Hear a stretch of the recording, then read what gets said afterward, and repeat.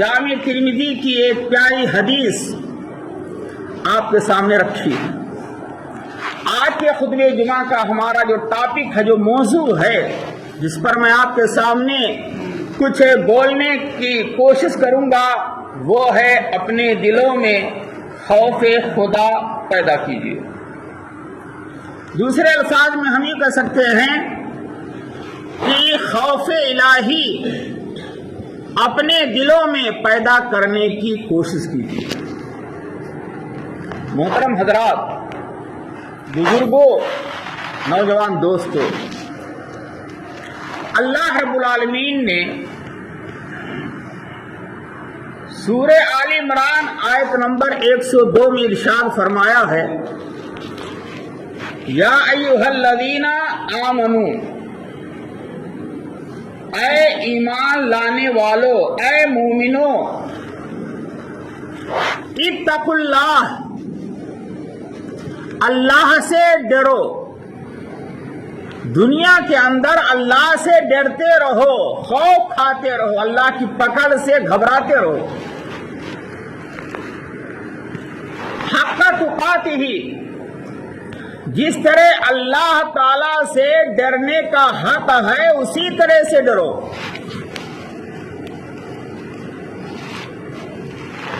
وَلَا تَمُوتُنَّ إِلَّا وَأَنْتُمْ مُسْلِمُونَ، اور دنیا میں کامل مومن بن کر کے رہو۔ جب دنیا سے جاؤ تو پکے سچے مومن بن کر کے دنیا سے جاؤ۔ سورہ حشر آیت نمبر 17 میں اللہ رب العالمین نے اسی کو اور واضح کر کے فرمایا یا ایھا الذین آمنوا اتقوا اللہ، اے ایمان لانے والو، اتقوا اللہ، اللہ سے ڈرو، وَلْتَنْظُرْ نَفْسٌ مَا قَدَّمَتْ لِغَدٍ، اور ہر نفس کو، یعنی ہر انسان کو، ہر شخص کو یہ دیکھتے رہنا چاہیے، اپنے اعمال کا جائزہ لیتے ہوئے کہ اس نے کل آخرت کے لیے کیا بھیجا ہے۔ بہت اہم آیت۔ اللہ نے فرمایا، اے ایمان لانے والوں، اللہ سے ڈرو، اور ہر انسان کو غور و فکر کرتے رہنا چاہیے کہ اس نے کل آخرت کے لیے کیا بھیجا ہے۔ اللہ سے ڈرو، اللہ تمہارے اعمال سے باخبر ہے۔ یہ سورہ حشر میں اللہ نے فرمایا۔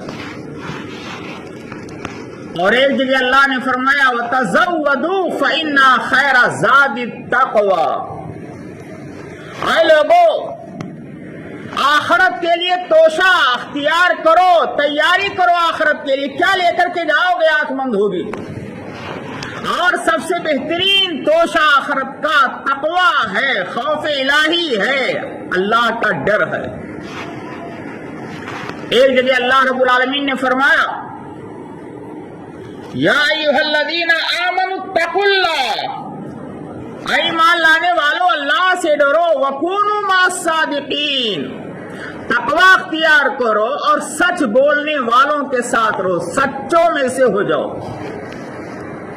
یعنی اللہ کا ڈر، خوف کہ اللہ ہمیں دیکھ رہا ہے جو کچھ ہم حرکتیں کر رہے ہیں۔ اللہ کا ڈر اور خوف اپنے دل میں پیدا کرو اور ہمیشہ سچے بن کر کے رہو، جھوٹ کے قریب نہ جاؤ، سچے لوگوں کی لسٹ میں نام آ جائے، اس فہرست میں یہ کوشش کرو۔ اور ایک جگہ اللہ نے فرمایا یا ایھا الذین آمنوا اتقوا اللہ وقولوا قولا سدیدا، اے ایمان لانے والو، اللہ تعالی سے ڈرو اور ہمیشہ سچ بولو، جھوٹ کے قریب نہ جاؤ۔ یہی نہیں بلکہ اللہ تعالیٰ نے تو یہاں تک فرما دیا ان اکرمکم عند اللہ اتقاکم، اللہ تعالیٰ کے نزدیک سب سے محترم، قابل احترام، قابل تعظیم، باعزت وہ شخص ہے اکرمکم، جو تم میں سب سے زیادہ اللہ سے ڈرنے والا ہے۔ ان اکرمکم اتقاکم، سب سے زیادہ متقی جو ہوگا، اللہ سے ڈرنے والا ہوگا، نیک اعمال کرتا ہے تو بھی گھبراتا ہے، لرزتا ہے کہ پتہ نہیں اللہ کے دربار میں ہمارا عمل قبول ہو کہ نہ ہو، کہ جائے کہ گناہ کا کام کرے، نیکیاں کرتے ہوئے گھبراتا ہے کہ نیکیاں ہماری قبول ہو رہی ہیں کہ نہیں ہو رہی ہیں۔ اور ایک جگہ قرآن مجید میں اللہ رب العالمین نے تو یہاں تک فرما دیا انما یتقبل اللہ من المتقین، کہ متقیوں کے عمل ہی کو اللہ قبول فرمائے گا، جو غیر متقی ہیں ان کے عمل کو اللہ قبول نہیں فرمائے گا۔ یہ واضح کر دیا۔ تمام عبادات، چاہے نماز ہو، چاہے روزہ ہو، چاہے حج ہو، چاہے قربانی ہو، کوئی بھی عبادت ہے، ہر عبادت میں تقوی ضروری ہے۔ بغیر تقوی کے کوئی بھی عمل اللہ کے دربار میں قبول نہیں ہو سکتا۔ تقوی کیا ہے میرے بھائیو؟ تقوی پرہیزگاری کا نام ہے، بچنے کا نام تقوی ہے۔ جن چیزوں کے کرنے کا اللہ تعالیٰ نے ہم کو اور آپ کو حکم دیا ہے اس کو بجا لانا، اور جن چیزوں سے اللہ نے، رسول اکرم صلی اللہ علیہ وسلم نے منع کیا ہے اس سے بچ جانا، منہیات سے اپنے آپ کو روک لینا، بچا لینا، اسی کا نام تو تقویٰ ہے۔ ہم ایسا کام کیوں کریں جس کو شریعت نے حرام قرار دیا ہے؟ ہم ایسے کام کے قریب کیوں جائیں جس کو شریعت نے گناہ کبیرہ قرار دیا ہے؟ ہم ایسے کام کے قریب کیوں جائیں جن کو شریعت اسلامیہ نے برے اخلاق کے لسٹ میں شمار کیا ہے؟ تقویٰ پیدا کرو۔ آج ہمارے اور آپ کے دلوں میں انسانوں کا ڈر سما گیا، اللہ کا ڈر ہونے کے بجائے انسانوں کا ڈر ہے۔ ہم انسانوں کو دیکھ کر کے گناہ کے کام چھوڑ دیتے ہیں، ہم انسانوں کو دیکھ کر کے مسجدوں میں چلے آتے ہیں کہ فلاں دیکھ رہا ہے کیا کہے گا، ہم انسانوں کے ڈر سے کسی رشتہ دار کے جنازے میں شامل ہو جاتے ہیں کہ اگر نہیں جائیں گے تو لوگ کیا کہیں گے، یا فلاں جلسے میں نہیں جائیں گے، فلاں پروگرام میں نہیں جائیں گے، دین کے کام میں حصہ نہیں بٹائیں گے تو لوگ کیا کہیں گے۔ انسانوں کا ڈر ہمارے ذہن و قلوب پر حاوی ہے، اور اللہ کا خوف دلوں سے نکل چکا ہے۔ یہ حقیقت ہے، آپ مانیں یا نہ مانیں، اللہ کی قسم، اگر ہمارے دلوں میں یا کسی بھی مومن کے دل میں اللہ کا خوف ہے، تقوی ہے، خوف الہی اگر ہے اور وہ تقوی کی صفت سے متصف ہے، وہ زندگی میں کبھی بھی شرک نہیں کر سکتا۔ اگر اس کے دل میں اللہ کا خوف ہے تو بدعات کے قریب نہیں بھٹک سکتا ہے، اور باپ دادا کے زمانے سے چلے آ رہے رسم و رواج کو لات مار دے گا، خاندان کے چہرے کا، سماج کے رشتہ داروں کے چہروں کا جائزہ نہیں لے گا، سب ناراض ہو جائے کوئی بات نہیں، اللہ ناراض نہ ہونے پائے، اللہ کے سامنے ہمیں حاضر ہونا ہے، میدان محشر میں ہمیں پائی پائی کا حساب دینا ہے۔ جب یہ فکر ہوگی تو سارے لوگ ناراض ہو جائیں چلے گا، لیکن اللہ اور رسول ناراض نہ ہو۔ آج معاملہ الٹا ہے، آپ یہ کام کیوں نہیں چھوڑ رہے؟ آپ یہ کام کیوں نہیں کر رہے ہیں؟ مولانا آپ بات تو بہت اچھی بتا رہے ہیں، لیکن معاملہ یہ ہے کہ اگر میں اس پر عمل کروں گا تو سب سے پہلے ہماری بیگم وائف صاحبہ ناراض ہو جائیں گے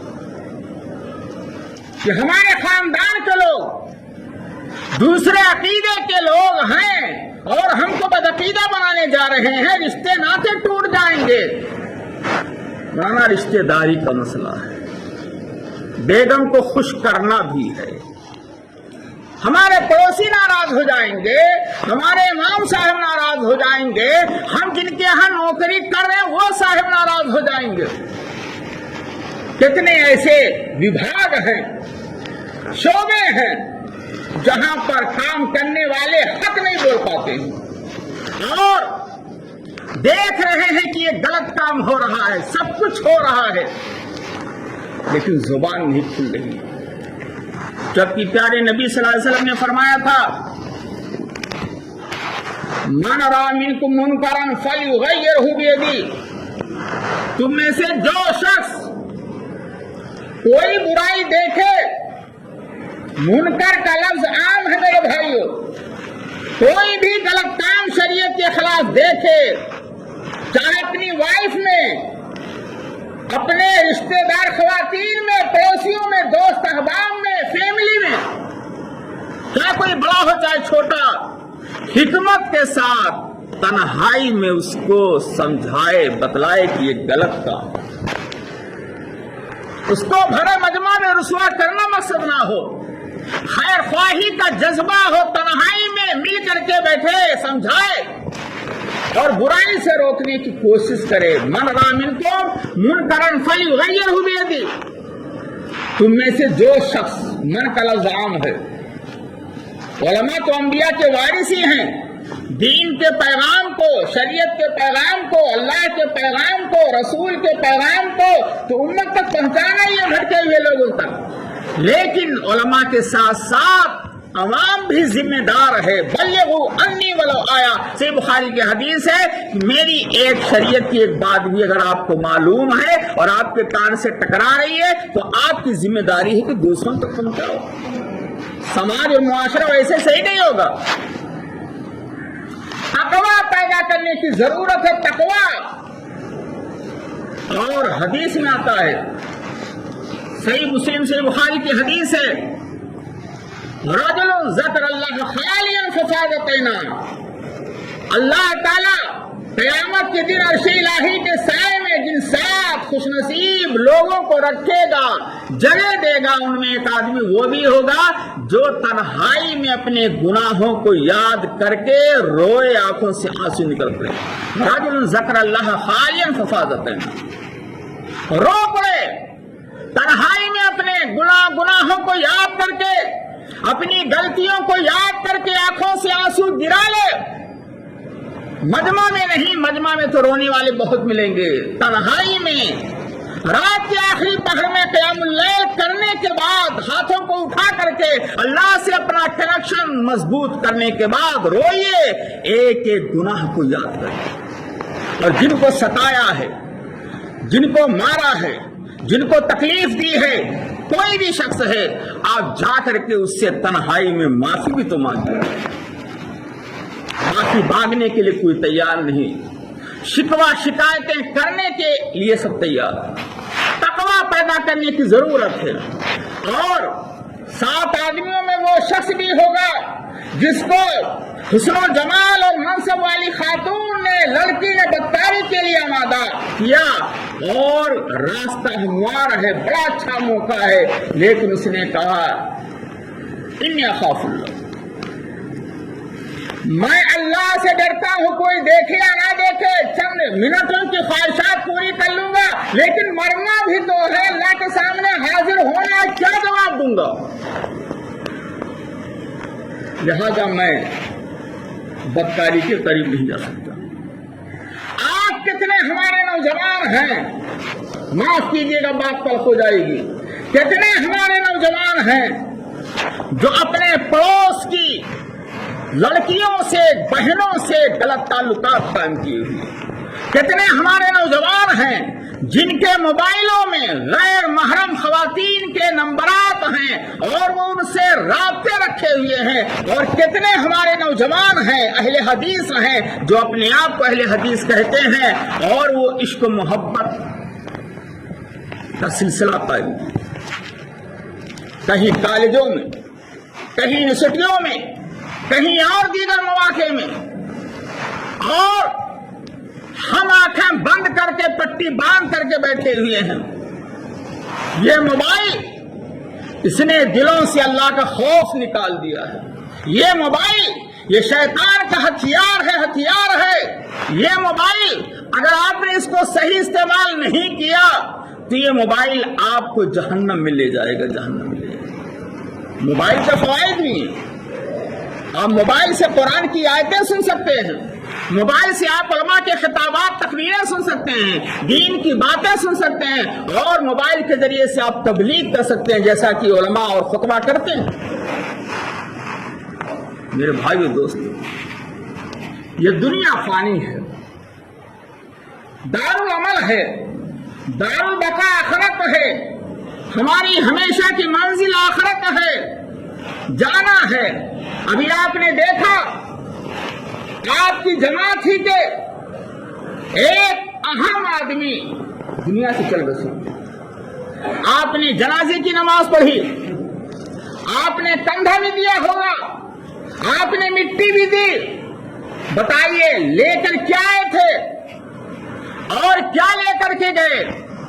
جس دنیا کے کمانے کے لیے آپ حلال و حرام کی تمیز کھوئے ہوئے ہیں، جس اولاد کی دنیا بنانے کے لیے آپ ظلم و زیادتی ایک دوسرے پہ کر رہے ہیں، اور دنیا میں مکان بنانے کے لیے آپ حرام طریقے سے کما کے لا کر بلڈنگ کھڑی کر رہے ہیں، اور مستری کو بلا کر کے لکھوا دیتے ہیں ھذا من فضل ربی،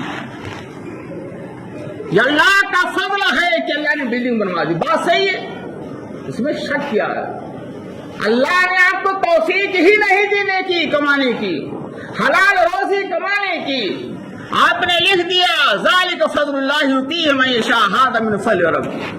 نام ہے عبداللہ، نام ہے عبدالرحمن، پڑوسی بھی خوش نہیں، رشتہ دار بھی اس سے خوش نہیں، حاجی بھی ہے، نمازی بھی ہے، چہرے پہ داڑھی بھی ہے، لیکن حقوق العباد میں کوتا ہے۔ پڑوسی کی زمین ہڑپ کیے ہوئے، جس کو چاہا مار دیا، ظلم و زیادتی کی انتہا ہے۔ پیسے کے بلبوتے پر، عہدے کے بلبوتے پر اپنے ماتحت رہنے والے مزدوروں کے ساتھ، کام کرنے والے لوگوں کے ساتھ وہ اچھا برتاؤ نہیں کرتا ہے، دھوس جماتا ہے، گالیاں دیتا ہے، برے القاب سے یاد کرتا ہے، اور اپنا الو سیدھا کرنے کی بھرپور کوشش کرتا ہے۔ ایسے لوگوں کو سوچنا چاہیے۔ پیارے نبی صلی اللہ علیہ وسلم کی حدیث میں آپ کے سامنے رکھنا چاہتا ہوں۔ اللہ کے رسول صلی اللہ علیہ وسلم نے فرمایا ہمارے وہ بھائی سوچیں جو کوئی تجارت کر رہے ہیں، کوئی رائس میل چلا رہے ہیں، اور ان کے تحت کام کرنے والے مزدور ہیں، مزدوروں کے ساتھ اگر آپ کا برتاؤ اچھا نہیں ہے اور پسینہ سوکھنے سے پہلے پیسہ ہونے کے باوجود آپ ان کی تنخواہ سیلری وقت پہ نہیں دیتے ہیں تو گویا کہ ان پر بہت بڑا ظلم کر رہے ہیں، اور مظلوم کی جب بددعا لگے گی تو آپ کی یہ میل، رائس میل، اور یہ کارخانے، یہ تجارت، یہ معیشت سب چوپٹ ہو جائے گی۔ پیارے نبی نے فرمایا تھا اتقوا دعوت المظلوم، اے لوگو کمزور اور مظلوم کی بد دعا سے بچنا۔ مظلوم کون ہوتا ہے؟ جو کمزور ہے وہی مظلوم ہے۔ کچھ بولیں گے پیٹ دوں گا، تھانے میں شکایت کروا دوں گا، مقدمہ آپ کے خلاف کرا دوں گا، جیل میں ڈلوا دوں گا، آپ کو گھر سے اٹھوا لوں گا، گولی سے بنوا دوں گا، یہی سب ہوگا، آپ کو فیکٹری سے نکلوا دوں گا، یہی سب ہو رہا ہے۔ آج تماشا بنا ہوا ہے سماج میں مسلمانوں کا حال۔ آج مسلمان کسی کو ترقی کرتے ہوئے دیکھنا اسے اچھا نہیں لگ رہا، اس کی نیند حرام ہو رہی۔ ہونا یہ چاہیے کہ اگر ہمارا مسلمان بھائی ترقی کر رہا ہے اس کے لیے دعا کیجیے، ترقی کی دعا کیجیے۔ ہمارے دلوں میں بغض، حسد، کینہ، کپٹ کوٹ کے بھرا ہوا ہے۔ وہ سعد بن ابی وقاص رضی اللہ عنہ کا واقعہ مجھے یاد آتا ہے۔ اللہ کے رسول نے ان کے بارے میں فرمایا تھا، 3 دن فرمایا تھا صحابہ کرام سے، ایک جنتی آئے گا مسجد میں، دیکھ لینا وہ جنتی ہے۔ 3 دن وہی صحابی آئے، جب وہ گھر جانے لگے تو ایک صحابی پیچھے پڑ گئے، کہا میں آپ کے یہاں مہمان بنوں گا، 3 دن تک رہوں گا۔ کہا ٹھیک ہے۔ 3 دن کے بعد جب آنے لگے تو کہا میرے بھائی میں نے کوئی زیادہ عمل تو نہیں دیکھا،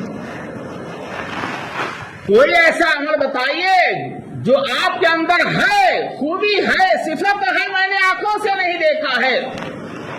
کہا میرے بھائی کوئی ایسا عمل تو نہیں، ہاں ایک عمل سمجھ میں آتا ہے، میرے دل میں اپنے بھائی کے خلاف کینہ، حسد، بغض، عناد، دشمنی نہیں، میرا دل بالکل صاف شفاف ہے، اور اپنے بھائی کو ترقی کرتے ہوئے دیکھتا ہوں تو مزید ترقی کی دعا اللہ سے کرتا ہوں۔ اللہ، یہ صحابی، یہ متقی تھے، تقوی والے تھے، کاش کی یہ صفت ہمارے اندر پیدا ہو جاتی۔ یہاں تو معاملہ یہ ہے کہ رات بھر نیند نہیں آتی ہے، ہمارے بھائی، ہمارے پڑوسی کا مکان 2 منزلہ کیسے بن گیا، اور بائک اور 4 پہیہ گاڑی کیسے آ گئی۔ یہاں تو شادی کا رشتہ طے ہوتا ہے، رشتے توڑا دیے جاتے ہیں اندر اندر، بہت خفیہ چال چلی جاتی ہے۔ کن کن موضوعات کو، شعبے کو میں لاؤں، سہرا سہرا غم کے بگولے، سہرا سہرا غم کے بگولے، بستی بستی درد کی آگ، جینے کا ماحول نہیں ہے لیکن پھر بھی جیتے ہیں، ساغر ساغر زہر بھرا ہے، قطرہ قطرہ مہلک ہے، یہ سب کچھ معلوم ہے لیکن پیاس لگی ہے پیتے۔ آج ہمارا سماج بالکل گندا ہو چکا ہے، اور ایسی برائی ہے جو ہمارے اہل حدیثوں کے اندر نہ پائی جاتی ہو، ہمارے مسلم معاشرے میں نہ پائی جاتی ہو۔ ہماری لڑکیاں بے پردہ گھوم رہی ہیں، وہی پرسانی، ہماری خواتین بازاروں اور مارکیٹوں میں جا رہی ہیں بغیر محرم کے، کوئی روکنے والا نہیں ہے، ہماری مسجدیں ویران ہیں، جمعہ کے علاوہ اور دیگر اوقات میں مسجدیں ترس رہی ہیں نمازیوں کے لیے۔ علامہ اقبال نے کہا تھا وہ سجدہ روح زمیں جس سے کانپ جاتی تھی، وہ سجدہ روح زمیں جس سے کانپ جاتی تھی، اسی کو آج ترستے ہیں منبر و محراب۔ مسجد تو بنا لی دم بھر میں، ایمان کی حرارت والوں نے جذبے میں آ کر کے مسجد بن گئی، مسجد تو بنا لی دم بھر میں، ایمان کی حرارت والوں نے، من اپنا پرانا پاپی ہے برسوں میں نمازی بن نہ سکتا۔ آج ہمارے سماج میں برائیاں ہیں، ایک دوسرے کو گالیاں دی جا رہی ہیں، لعن و طعن کیا جا رہا ہے، ایک دوسرے کی بہن بیٹیوں پہ الزام تراشیاں ہو رہی ہیں، جھوٹی قسمیں ہیں، جھوٹی گواہیاں ہیں، اور الزامات ہیں، لعن و طعن ہے، حلال و حرام کی تمیز ختم ہے، پیسہ پیسہ پیسہ، اللہ کا خوف دلوں سے نکل چکا ہے، انسان آزاد ہو چکا ہے، نہ اسے آخرت کی فکر ہے، وہ یہ سمجھتا ہے کہ دنیا میں ہمیشہ ہمیشہ رہنا، یہ فکر ہے۔ لہذا میرے بھائیو، اپنے دلوں میں اللہ کا خوف پیدا کیجئے، اپنی فیملی کو بٹھائیے۔ پہلے زمانے کی عورتیں اپنے شوہروں کو بھیجتے ہوئے دروازے پہ نصیحت کیا کرتی تھیں، جانا تھوڑا کمانا، حلال جائز طریقے سے لانا، تھوڑا کھلانا، تھوڑا پہنانا، لیکن حرام مانا۔ آج معاملہ الٹا ہے، آپ حلال کمانا چاہیں، آپ کی بیگم صاحبہ ہی ناراض ہو جائیں گی کہ فلاں کا شوہر تو کما رہا ہے اور آپ نہیں کما رہے ہیں، جائیے ایسے کیجئے ویسے کیجئے، پیسہ لاؤ۔ تنخواہ ہے ڈرائیور کی 2000 10,000 مہینے میں، وہ ڈرا بھیج رہا ابو کو 50,000 کا مہینہ، 40,000 کا مہینہ، ابو امی خوش ہیں کہ میرا بیٹا ڈرا بھیج رہا ہے، جانتے ہیں کہ تنخواہ 10,000 ہے، یہ مہینے میں 20,000 اور 50,000 کہاں سے آ رہا ہے؟ ڈرائیور سے پوچھا جاتا ہے یہ کمائی اس سائیڈ کی کمائی۔ میرے بھائیوں نوجوانوں، ہر انسان کی زبان پر ہے یہ سائیڈ کی کمائی، اور اسی کمائی سے گاڑی خرید رہا ہے، اسی کمائی سے کپڑے خریدوا رہا ہے، جوتے ہائی فائی VIP جوتے کپڑے پہننا ہے، اور اپنی فیملی کو پہنا رہا ہے، بلڈنگ بنوا رہا، کہاں سائیڈ کی کمائی۔ یہ سائیڈ کی کمائی کا مطلب میں تو نہیں سمجھ سکتا کہ کیا ہے۔ یہ ایک مطلب سمجھاؤں کہ یہ حرام طریقہ جو ہوتا ہے یہی سائڈ کی کمائی. اللہ کے بندو اللہ سے ڈرو. وہاں رشتے داری کام آئے گی مرنے کے بعد. میدان محشر میں نہ آپ کی بلڈنگ، آپ کی گاڑی، آپ کا بینک بیلنس اور آپ کی فیملی کچھ بھی کام نہیں ہے، سب بھاگ جائیں گے. جس فیملی کے لیے آپ اپنی آخرت کو برباد کر رہے ہیں وہ فیملی آپ کے قبرستان میں بھی، قبر کے اندر بھی کام نہیں آ سکتی ہے. آنسو گرا لے گی، مٹی دے کر کے دعا کر کے چلی جائے گی، باقی آپ جانے آپ کا عمل جانے.